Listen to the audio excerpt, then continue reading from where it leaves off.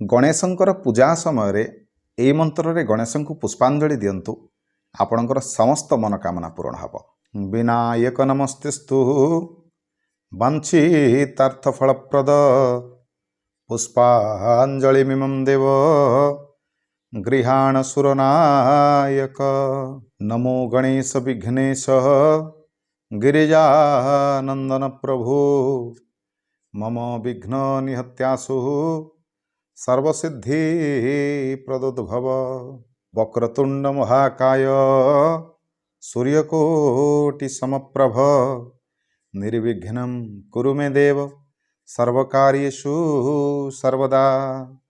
ये सहज मंत्र गुड़िक मुझे ये मंत्र रे जितेबाला आपण मैंने पुष्पांजलि दौरान गणेश को निजर मनोकामना सहित हाथ में दुर्वा अक्षत एवं पुष्प ये तीनोटी जिनस निहाती भाव में गणेश को पुष्पांजलि अर्पण करते।